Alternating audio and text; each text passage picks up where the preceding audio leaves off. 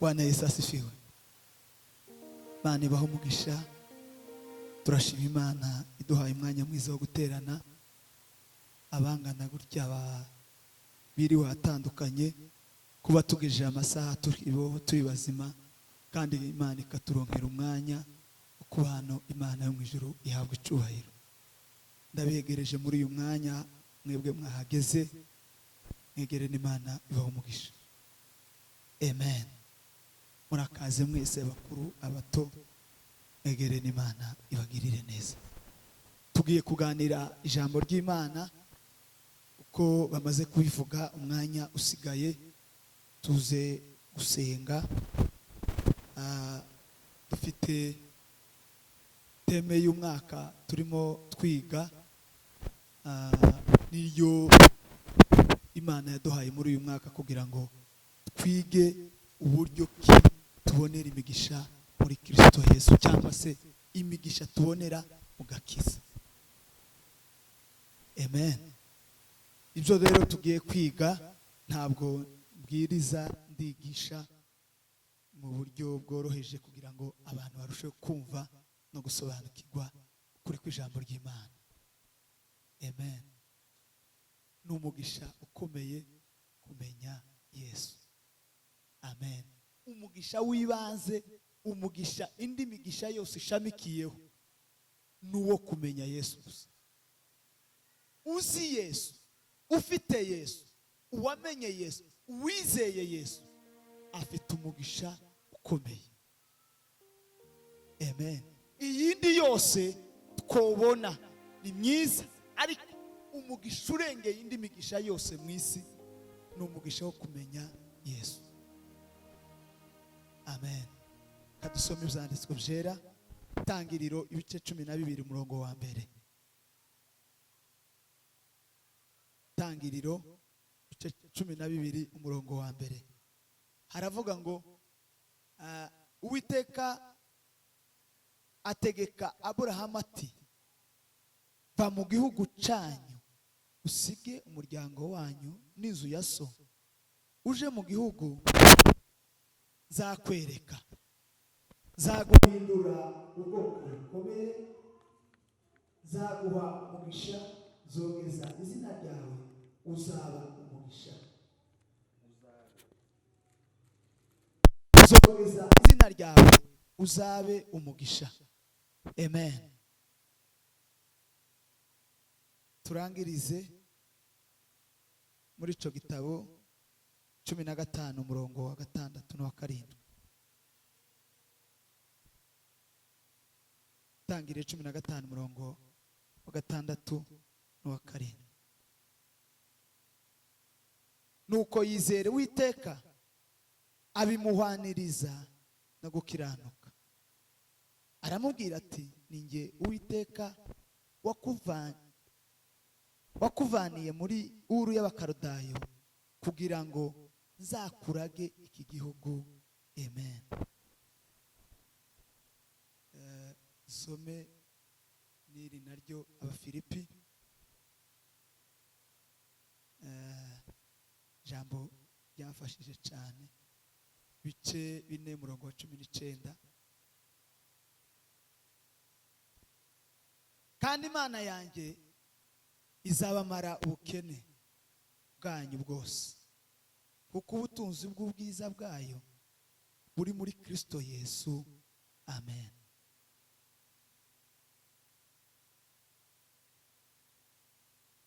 Tugiye kuvuga ibintu bitatu Imana yabwiye Aburahamu gukora kugira ngo imuhe umugisha.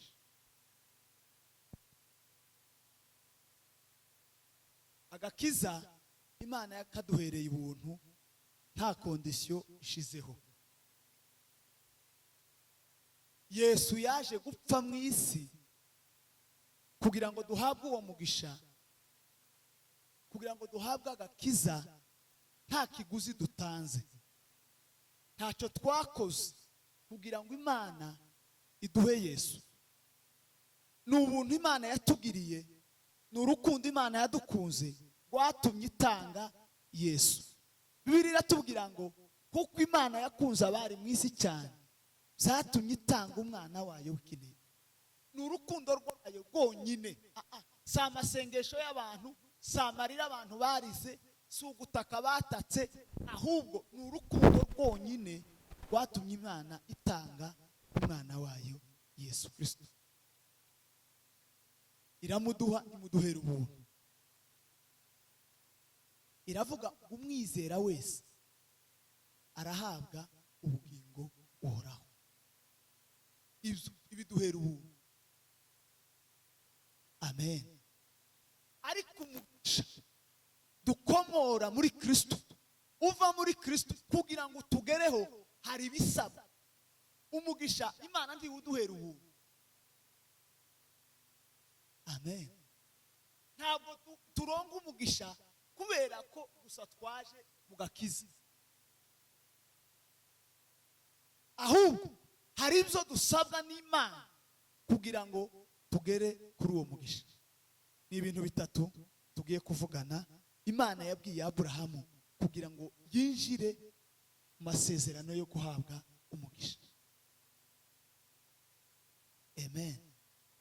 Imana ihamagara Aburahamu imukuye muri Uru y'Abakaludayo, cyari igihugu yari atuyemo, yavukiyemo, azi, akunze, yaboneyemo umugisha wo gutunga, yari afite ababyeyi, yari afite inshuti, yari afite abavandimwe.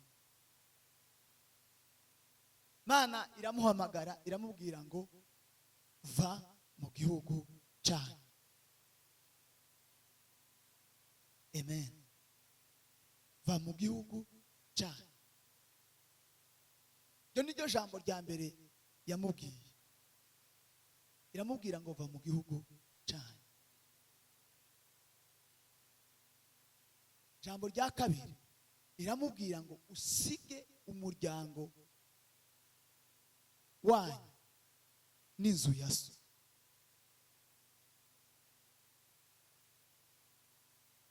Usige umuryango wanyu n'inzu ya so. Ijambo rya gatatu iramubwira ngo uje mu gihugu nzakwereka. Bwana Yesu asifiwe. Bwana Yesu asifiwe. Iramubwira ngo usige umuryango wa so. Ya gatatu iramubwira ngo uje mu gihugu nzakwereka. Ibyo ni byo bintu bitatu Imana yabwiye Aburahamu, nyuma iza kumuha amasezerano nayo kandi atatu. Nakora ibyo bintu bitatu azahabwa imigisha itatu. Amen. Nava mu gihugu cyabo agasiga umuryango wa se akaja mu gihugu Imana imwereka kujamo, azahabwa imigisha itatu. Amen. Ibyo ni byo tugiye kuganira. Ijambo rya mbere yamubwiye ngo ave mu gihugu cyabo. Kuva mu gihugu Imana yabwiraga Aburahamu, igihugu yari arimo cyari igihugu cy'abanyamahanga, cyari igihugu cy'abapagani, cyari igihugu gisenga ibigirwamana. Uru y'Abakorodayo bari babaho basenga ibigirwamana, badasenga Imana rurema. Iramubwira ngo uva muri ico gihugu uje mu gihugu nzakwereka. Amen. Nukuvuga ngo hari aho Imana ishaka ko tuva kugira ngo duhabwe imigisha.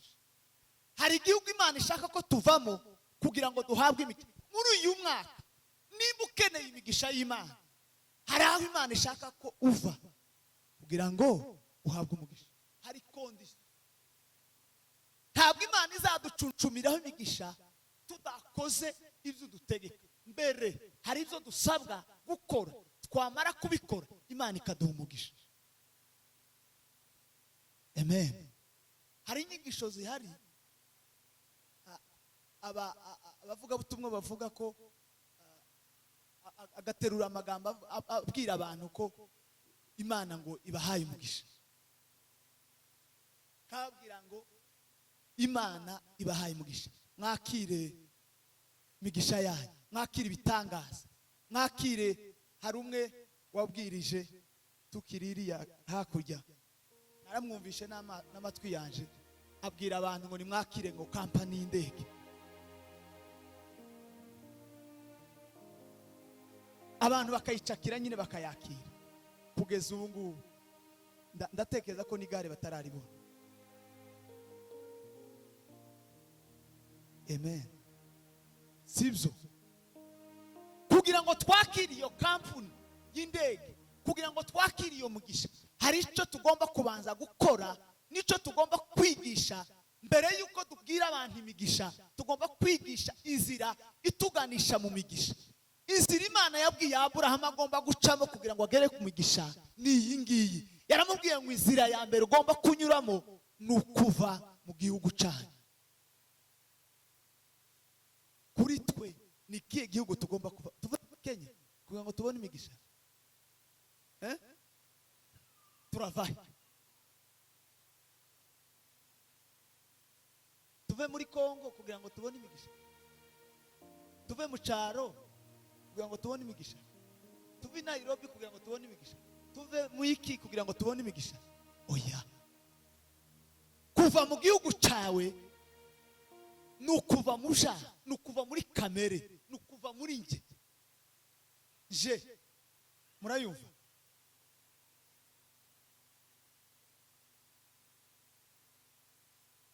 Ni ukuva mu gihugu kiroga, mu gihugu cy'umwijima, ni ukuva mu byaha.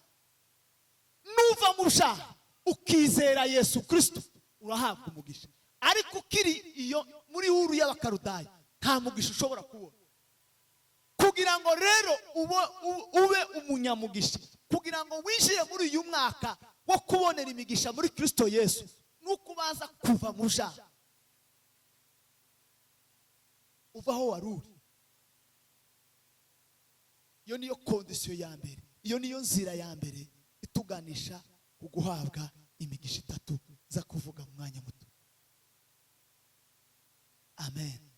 Nukuva mu byaha, nukuva mu buriganya, nukuva mu businzi, nukuva mu busambanyi, nukuva mu bwicanyi, nukuva mu rugamba, nukuva mu kamenyero, nukuva mu buryarya, nukuva muri biriya bibi zose. Iyo umaze kubivamo dufata intambwe ya kabiri yo gusiga. Bwana Yesu asifiwe. Bwana Yesu asifiwe.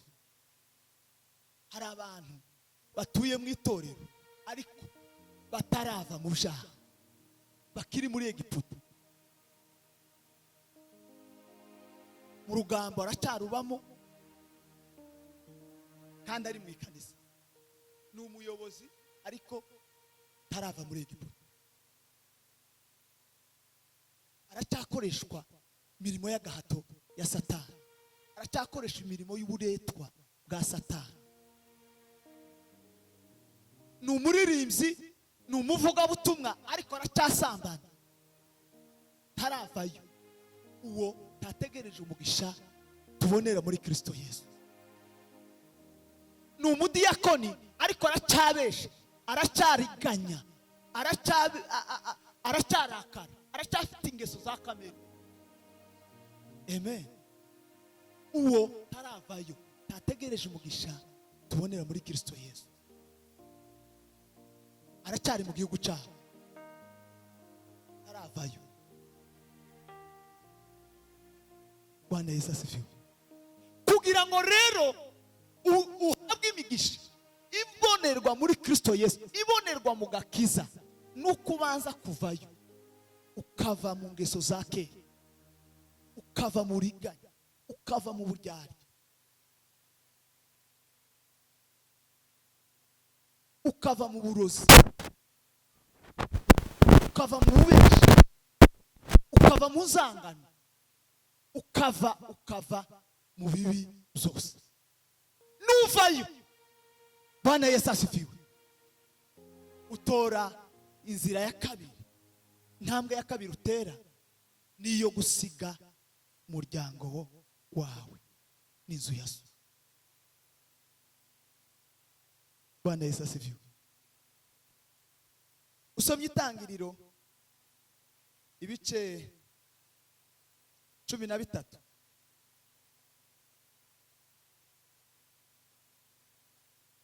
murongo wa mbere, haravuga ngo Aburahamu avana muri Egiputa n'umugore we n'ibyo byose, na Loti ajyana nawe, bajya i Negebu.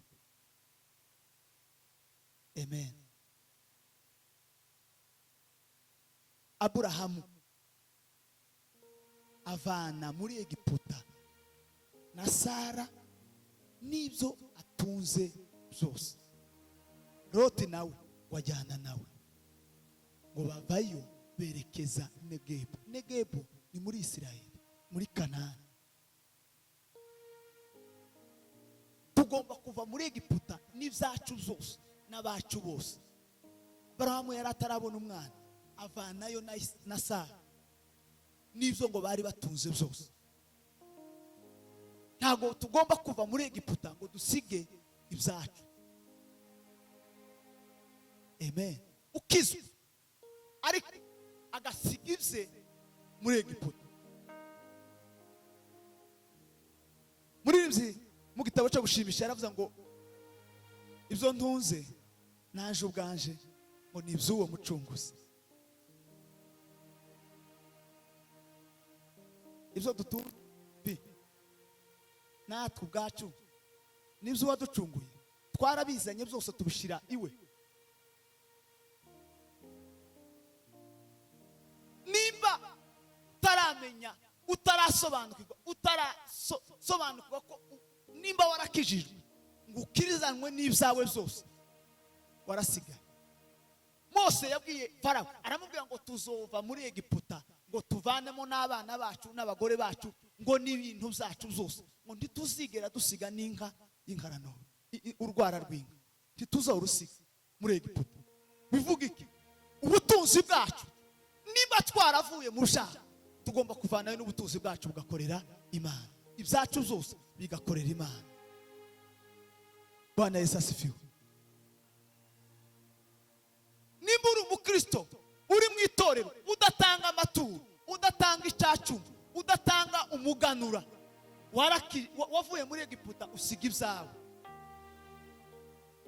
Ariko wakijijwe akava muri Egiputa akavanayo n'ibyo byose, ubutunzi bwiwe nta kindi cyatumye abuvaho. Mose yabwiye Farawo aramubwira ngo impamvu tuzojana n'ubutunzi bwacu ngo nuko tutazi ngo icyo Imana izadusaba gutamba muri iyi nzira tugiyemo.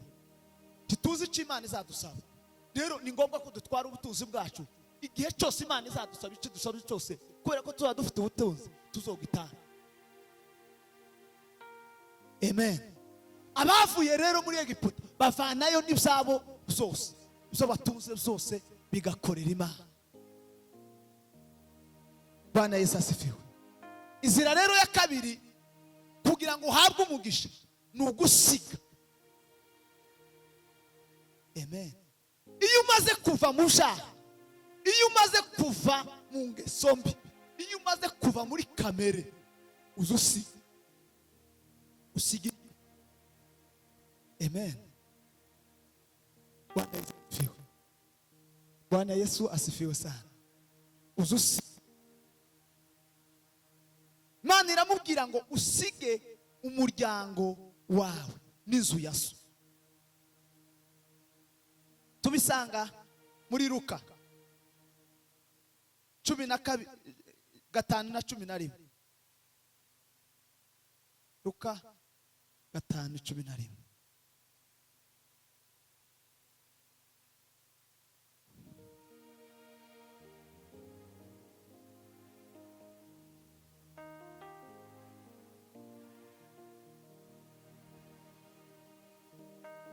Bamaze kugeza amato yabo ku musozi, ku nkombe, basiga byose baramukurikira. Amen. Iyo umaze gukizwa, iyo umaze kuva mu byaha, iyo umaze kuva muri Egiputa, uzusiga byose ugakurikira Imana. Ni iki dusiga? Dusiga inshuti zacu zidukururira mu bibi. Dusiga ibyari bidufitiye inyungu muri uyu mubiri, ibyarinda mu yacu. Paulo yarimenye amaze gukizwa, amaze kuva mu bufarisayo, amaze kumenya Yesu, amaze kwakira Yesu, yasize byose akurikira Yesu. Aravuga ngo ibyarinda mu yanje nabihinduye igihombo ngo kubw'ubutunzi butagira akagero ariko kumenya Kristo. Nugusiga ibigufitiye inyungu z'uyu mubiri ariko bitagufitiye inyungu z'ubugingo. Amen. Aha dusomye ni Petero bahuye na Yesu. Yesu ababwiye ngo barobe, bari baraye bakesha ijoro ntibagira icyo bafatisha ngo bamare. Yesu basaba ubwato, arabwiriza ngo mare kubwiriza, arababwira ngo nimwigire muhengeri murobe. Bararoba bafata amafi menshi ngo ubwato bwabo bwenda kurengerwa. Bahamagara bene Zebedayo nabo baraza buzuza amato abiri ngo bamare kugera imuhengeri, ngo basiga byose baramukurikira.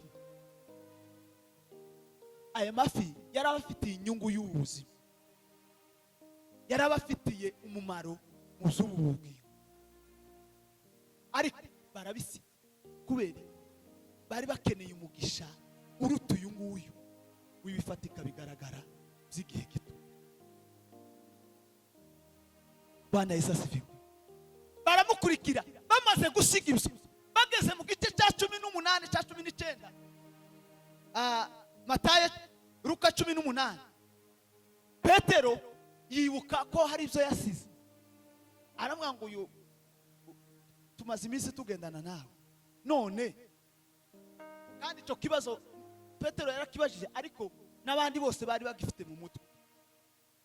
Arababaza ngo abaza Yesu, wese twebwe twasize byose tukagukurikira, tuzobona tuzaba bizagenda gute muri ubu buzima? Nta gihembo dufite. Yesu aramubwira ngo uwagize icyo asiga, uwasize umuryango wiwe, uwasize umugore we, uwasize umwana we, uwasize musaza we cyangwa umushiki we, uwasize abavandimwe, uwasize isambu ye, akabisiga ku bwanje, ngo azabona ibyo w'icuro 100. Amen. Ibyo wasize, izo wasize kubwo gukurikira Yesu, kubwo gukunda Imana, kubwo gushaka umugisha munini cyane, uzabona ibiruta ibyo ngibyo wasize inshuro 100. Petero abona gutuza, akorera umurimo w'Imana ashize umutima mu. Bwana Yesu asifiwe. Rero inzira ya kabiri kugira ngo tugere ku mugisha nuko hari byo tugomba gusiga. Hari ibidufitiye inyungu muri ubu buzima ariko bidafite inyungu mu bugingo, ibyo tugomba kubisiga. Yesu yasanze Matayo ari we Lewi, ari umukoresha, ari muri office, ari umukoresha w'ikoro, yari muri office nziza yiyubasha. Aramubwira ngo kurikira. Uwo mwanya Bibiliya iratubwira ngo asiga byose aramukurikira. Asiga office yari mutungiye umuryango, yari mutungiye abavandimwe, arayisiga akurikira Yesu. Mu yandi magambo, yari umukoresha w'ikoro, bimufitiye inyungu y'ubuzima yinda, ariko adafite icyerekezo cy'umugisha w'ubugingo buhoraho. Yesu abona nta nyungu bimufitiye, nubwo iwe yabonaga bimufitiye inyungu. Aramubwira ngo bisiga ibi ngibi ukurikire, uzabona undi mugisha uzatunga urugo rwawe, uzabona umugisha uruta ibi ngibi inshuro 100, uruta aka kazi wasize inshuro 100, uruta inyungu wabonaga muri iyo office inshuro 100. Niki wasize kugira ngo uzahabwe umugisha zuye? Amen. Hari izo tugomba gusiga kugira ngo twakire umugisha w'Imana. Inzira ya gatatu, yaramubwiye ngo uje mu gihugu zakwereka. Bwana Yesu asifiwe. Imana tidukura mu bintu ngo idusige, idukura ahantu ikadugeza ahandi, itubwira kuva muri iki ikadushira muri iki. Amen. Yamubwiye kuva mu gihugu cyabo, imubwira n'igihugu azaturamo. Bwana Yesu asifiwe. Itubwira kuva mu byaha ikatubwira kuja mu mwuka, kuva muri kamere tukijira mu bugingo ariko mwuka wera, kuva muri Adamu wa kera tukaja muri Adamu wa nyuma. Izo nibyo bihugu tugomba kuvamo, icyo nicyo gihugu tugomba kwinjiramo kubamo. Gihugu tugomba kuvamo ni Adamu wa kera, gihugu tugomba kubamo ni Adamu wa nyuma. Bwana Yesu asifiwe. Bwana Yesu asifiwe sana. Baronkeye iharani, bavanwayo no kuja mu gihugu cy'i Kanani. Kanani ubwaho niho basohoye. Amen.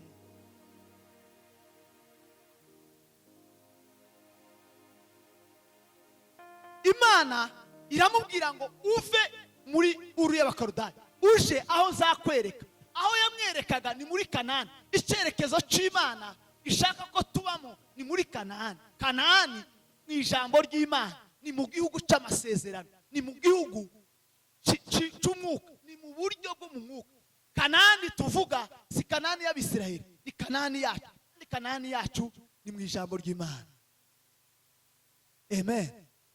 Imana irashaka ko tuba mu cyerekezo cyayo, tuba mu cyerekezo cya Satani, tuba mu cyerekezo twari twaragiyemo, tuja mu cyerekezo cyayo. Bwana Yesu asifiwe. Iramubwira rero, numara gukora ibyo ngibyo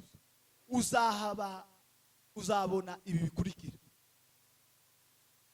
Dore imigisha ngusezeranyije uzabona numara kuva mu gihugu cyanyu, numara gusiga umuryango wa so, numara kuja aho kwerekeza kuja igihugu ngubwira kujamo, nukigeramo dore ibyo zaguha. amen amen. Iramubwira ngo zaguhindura. Ikintu cya mbere, umugisha wa mbere azahabwa amaze gukora ibyo bintu bitatu, yamusezeranye imigisha itatu azahabwa. Umugisha wa mbere yaramubwiye ngo nzakugira ubwoko, nzaguhindura ubwoko bukomeye.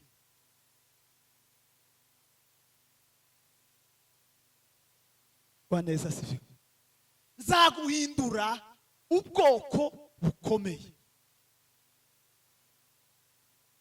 Uwo ni wo mugisha wa mbere uhabwa abavuye muri Egiputa, abavuye muri Uru, abavuye mu byaha, abasize byose bagakurikira Yesu, bakumvira Yesu, bagakora ibyo Imana ishaka, bakareka kumvira ababyeyi ibyo bababwira by'abapagani, bakareka kumvira imihango n'idini, bakareka kumvira inshuti zibashuka, bakareka kumvira abavandimwe b'abapagani, bagakora ibyo Imana ishaka, bakava iyo mu gihugu kiroga bakaja mu gihugu cy'umwuka. Abo ngabo icya mbere bahabwa, bahinduka, Imana ibahindura kuba ubwoko bukomeye. Duheze Imana icyubahiro. Haleluya. Petero arabivuga mu rwandiko rwa Petero rwa mbere bice 2 umurongo wa 10. Bwana Yesu asifiwe. Bice 2 umurongo wa 10.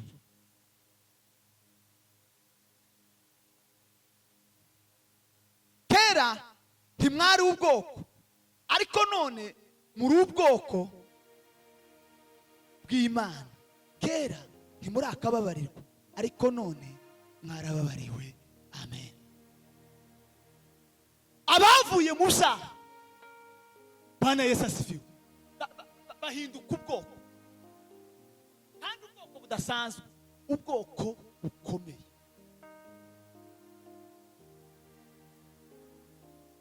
Bwana Yesu asifiwe. Ubwoko bukomeye. Uwo ni wo mugisha wa mbere Imana itanga ku bakijijwe, ibahindura ubwoko, ibakura mu moko yabo. Aburahamu yari afite ubwoko, bari abakarudayo, imukura mu bwoko bwabo, imuhindura ubwoko bundi, imwita abaheburayo. Ntiyabakishwe nyakarudayo, aba umuheburayo. Bisobanurwa ngo yarajabutse. Abaheburayo bisobanurwa ngo ni abantu bajabutse, bavuye hakurya, bavuye hakurya mu byaha, bajabuka hakuno mu bugingo. Bwana Yesu asifiwe. Iyo wahindutse, iyo wasize byose, iyo wemeye kwerekezwa n'Imana, aho Imana igutegeka ukajayo, ukumva ijwi ry'Imana, icyo Imana ikubwiye ukagikora, uzuhinduka ubwoko bukomeye. Ntuzi umunyamurenge, ntuzi umunyakenya, ntuzi umukongomani, uzi ubwoko bukomeye. Petero arabivuga ngo kera ntitwari ubwoko. Bwana Yesu asifiwe. Abatarakizwa si ubwoko, abatarava mu byaha si ubwoko, abavuye mu byaha, abasize byose, biriya bibi byose bakabisiga, bakabivamo, bakabizinukwa, bigahinduka nk'amase imbere yabo. Abo ngabo bagayicerekeza Imana ibategeka kujamo. Abo bahindutse ubwoko, kandi nta bundi n'ubwoko ngo bw'abana b'Imana. Yatugize ubwoko bukomeye, ubwoko bw'abana b'Imana. Bwana Yesu asifiwe. Umugisha wa kabiri yasezeranije Aburahamu amaze kumuhamagara, iramubwira ngo, Bwana Yesu asifiwe, zaguha umugisha.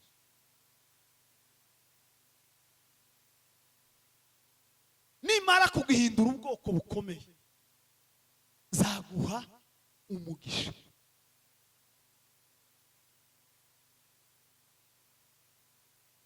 Wamaze guhinduka ubundi bwoko, utakiri ubwoko bwa kavukire, bwa kamere, ubwoko bw'Imana, Imana izimuha umugisha. Nibwo yinjira, Bwana Yesu asifiwe, nibwo yinjira mu mugisha tubonera muri Kristo Yesu.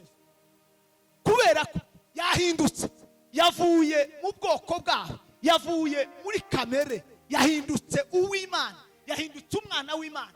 Uhindutse umwana w'Imana ubwo aba yinjiye mu murongo w'umugisha nyawo, ahabwa uwo mugisha, kuko umugisha uba ku Mana ntuba ku bantu. Umwana wawe wabyaye afite uburenganzira bwose bwo kuragwa ibyase. Ntabisabye, ntiyandika demande kugira ngo bimuhe, ni condition. Amen. Ni condition ko umwana wabyaye afite uburenganzira busesuye ku mutungo wa se. Bwana Yesu asifiwe. Kandi Imana ntabwo yabwiye Aburahamu imwinginga ngo wino uje mu gihugu nzakwereka. Yarambwiye ngo va. Condition. Kugira ngo duhabwe imigisha hari condition. Ntabwo Imana idusaba, iradutegeka. Va mu gihugu cyacu kugira ngo ubone umugisha w'Imana wo mu gakiza. Hari itegeko ugomba kuzuza, utaryujuje uwo mugisha ntuwuhabwa. Aburahamu yatuzuza uwo mugisha, ntaba yarahindutse ubwoko, ntaba yarahawe umugisha, ntaba yarabaye umugisha. Bwana Yesu asifiwe. Iramubwira ngo bya kabiri nzaguha umugisha. Ibyo Imana ivuze iyo ubikoze bibabuso. Aburahamu arabikora bibabuso. Tubisome mu Itangiriro ibice 24 murongo wa 35 ni hariya hariho teme yacu. Bwana Yesu asifiwe. Bwana Yesu asifiwe. Turi kumwe ko turigaga, ntabwo twatubwirize ko turiga ijambo ry'Imana kugira ngo muhakikishe neza ko ibyo Imana yavuze ari ukuri. Tubisanga mu byanditswe 24:35. Kandi Uwiteka yahaye databuja imigisha myinshi, ahinduka umuntu ukomeye. Yahaye imikumbi n'amashyo n'ifeza n'izahabu n'abagaragu n'abaja n'ingamiya n'indogobe. Amen. Kubera ko yavuye mu gihugu cy'iwabo agasiga umuryango wabo n'inzu ya se, akaja mu gihugu Uwiteka Imana yamuhaye, yamutegetse kujyamo. Imana wimuha umugisha. Umugaragu we niwe waje kubihamya hano ubwo yari amutumye gusabira umuhungu we Isaka asubira iwabo mu Bakarudayo i Harani. Agezeyo aramubwira ngo databuja, arabihamya nawe yari abizi neza. Aravuga ngo Uwiteka Imana ngo yahaye databuja imigisha myinshi. Kubera iki? Kubera ko yavuye mu gihugu cyabo agasiga umuryango wa so n'inzu ya se, akaja mu gihugu Uwiteka Imana yamuhaye. Yamuhaye iki? Yamuhaye umugisha, kandi yamuhinduye ubwoko bukomeye. Bwana Yesu asifiwe. Kugira ngo duhabwe umugisha n'Imana, duhabwe access, duhabwe uburenganzira bwo kwinjira mu migisha duhabwa n'agakiza, nuko tuva muri biriya tugahabwa umugisha. Cya gatatu yamubwiye, umugisha wa gatatu yamubwiye, yaramubwiye ngo zogeza izina ryawe numara umugisha, uhinduke umugisha. Amen. Uzaba umugisha, uzaba umugisha. Wewe sinzaguha umugisha gusa, zaguha umugisha numara uhinduke umugisha.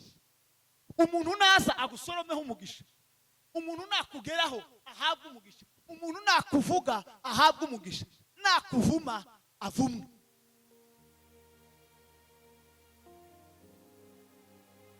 Bwana Yesu asifiwe. Byo tubisanga mu Itangiriro bice 22 murongo wa 28.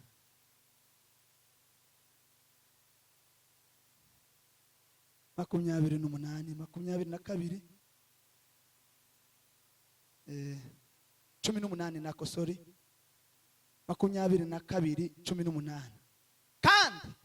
mu rubyaro rwawe nimo amahanga yose yo mu isi azahererwa umugisha kuko wanyumviye. Amen, amen. Murahumvise? Nzoguha umugisha. Icya mbere, zaguhindura ubwoko bukomeye. Icya kabiri, zaguha umugisha. Icya gatatu, uzaba umugisha.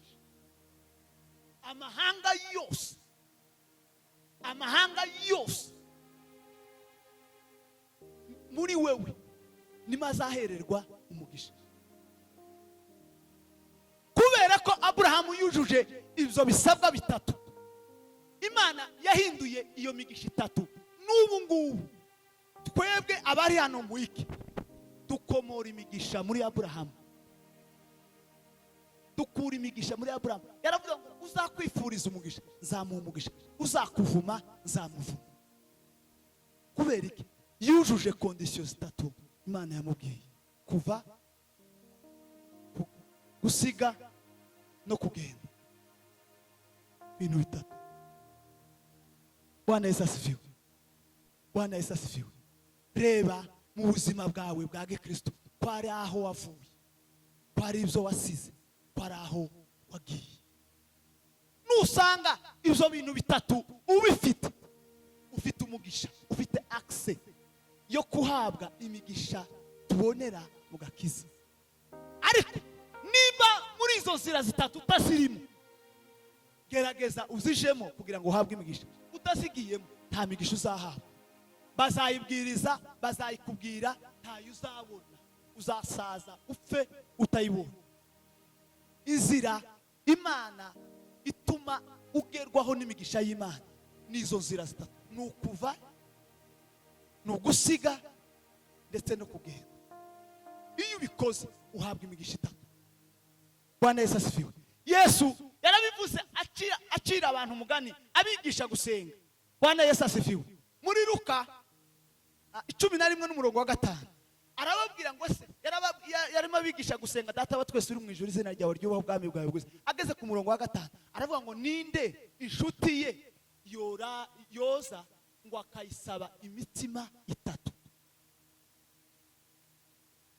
bakamubwira ngo nzimanira imitima itatu, kubera ngo inshuti yanje ingezeho nijoro kandi nta mutima afite, ntaco kumuzimana afite.